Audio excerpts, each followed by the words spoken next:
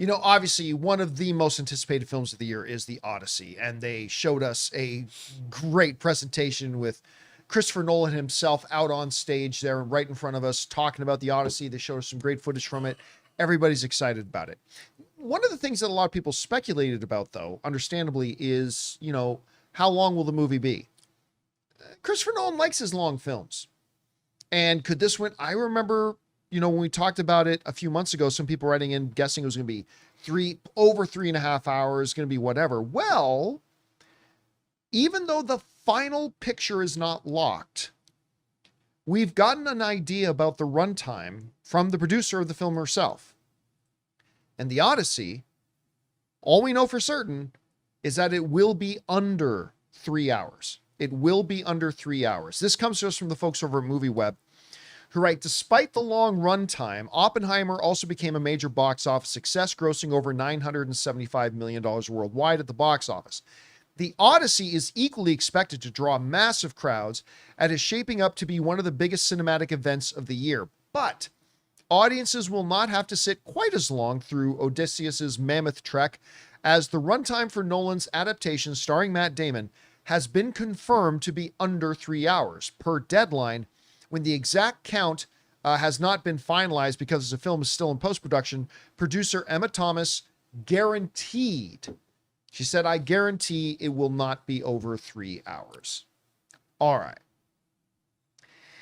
Now, I already saw some conversations going on online expressing disappointment that it's not going to be over 3 hours. To me, I've never understood that mentality.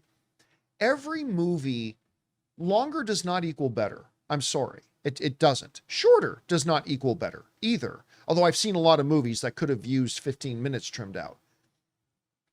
Every movie has a right runtime for that movie.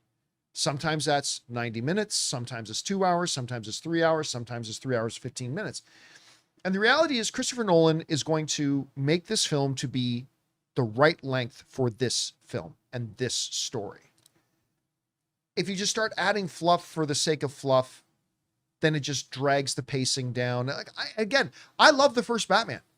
I love Matt Reeves as the Batman.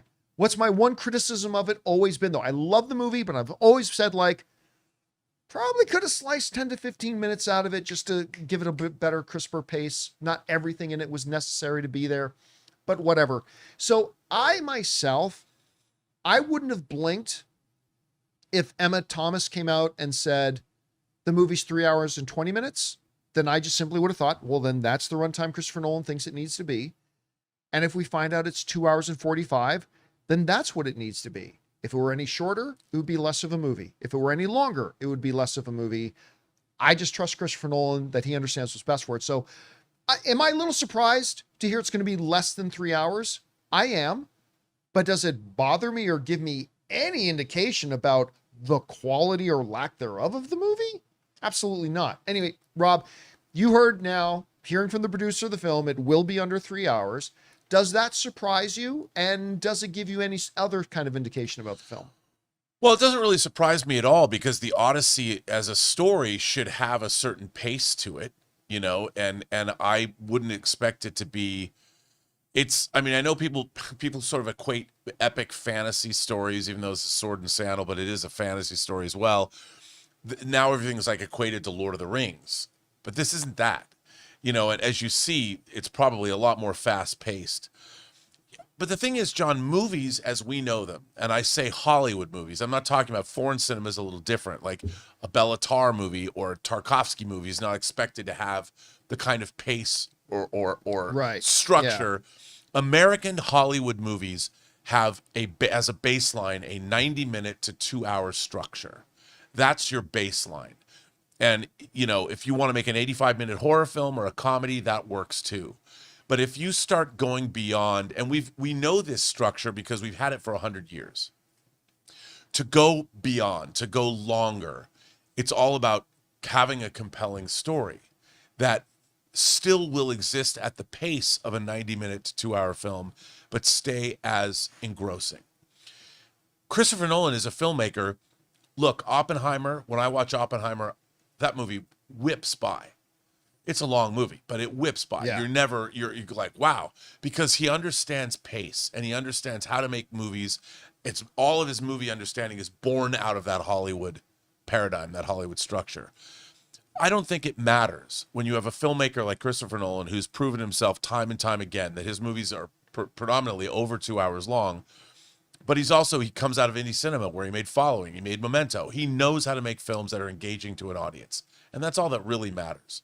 But I never expected the Odyssey to be over 3 hours long. 3 hours is a long movie.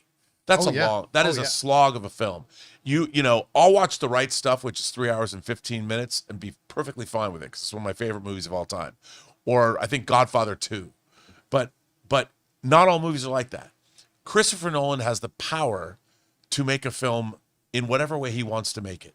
But he knows that this story is going to be better not 3.5 hours. He knows this, and he designed it to be that way. He might have it contractually obligated to be shorter, but if you look at what we've seen of the Odyssey already, I'd be exhausted. You know, watching that scene they've shown at CinemaCon, that's a pretty cool scene. You'd be out of breath if that's the tone of that movie for 3 hours long. By the way, I'm so glad you brought up pacing, because while at CinemaCon, I did talk to somebody from Universal. And the only thing they mentioned to me about the Odyssey was it's an insane pace. They just said this movie moves. Yeah. So I'm like, okay, all right, sign me up. I'm excited. Guys, we want to take a second to thank a sponsor of today's video, Hims. I know a lot of us have weight loss goals, but actually hitting them, that's the hard part. Hims now offers access to an affordable range of FDA-approved GLP-1 medications, including the Wegovy pill at its lowest price ever and the Wegovy pen. And when combined with diet and exercise, Wegovy can help you lose up to 20% or more of your body weight by helping regulate your appetite so you eat less. You connect with a licensed provider who determines if treatment is right for you, and if prescribed, your medication gets delivered straight to your door, no insurance needed. Plus, you get 24/7 access to your care team and in-app support like meal plans, recipes, fitness videos, and more. Ready to reach your goals? Visit hims.com/Campea to get a personalized, affordable plan that gets you. That's HIMS.com/Campea. hims.com/Campea. Based on advertised cash price for a 30-day supply of medication only. Membership required, fee not included, and billed separately. Weight loss by Hims is not available in all 50 states. Wegovy is the registered trademark of Novo Nordisk AS. To get started and learn more, including important safety information, Wegovy clinical study information and restrictions, visit hims.com. Anyway, guys, question is for you. What do you think about this? The producer of the Odyssey is guaranteed that the runtime will be under 3 hours. Now, does that mean 2 hours and 20 minutes?